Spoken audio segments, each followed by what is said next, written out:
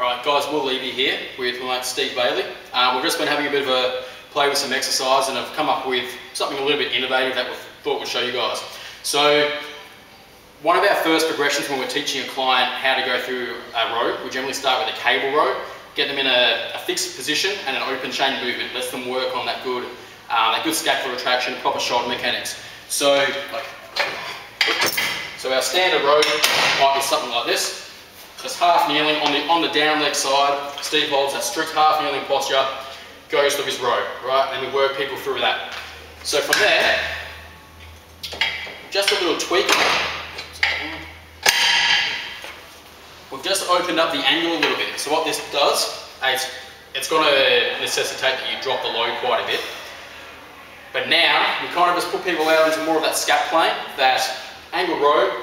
On top of that, we've now got the load coming out from this side. It wants to collapse Steve into that femoral internal rotation. It wants to form that valgus collapse. So now he's got to resist that and get a little bit more involvement from the glute.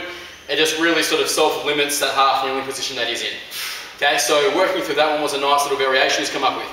And from that we thought, well, actually, just with the press, the half kneeling position is also where we'll take people through a lot of our press. Dumbbell or kettlebell, with the kettlebell we'll get that nice offset load.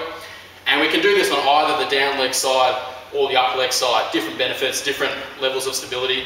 But this will be our standard overhead press. It's a place we like to teach people from, provided they're cleared for the T-spine mobility to be able to press vertically overhead. So then we thought, what's a way we can have a little bit of fun, get more bang for your buck, and sort of integrate more movements, but also make it a bit more neurally demanding for the client, make them having to think about a few things at once. So we thought, what happens if you combine the two together? Get a pull and a press combined. So we set Steve up for his angled half kneeling row again. Then on top of that, we load him up. Now he's got a lot of different stability demands from this position.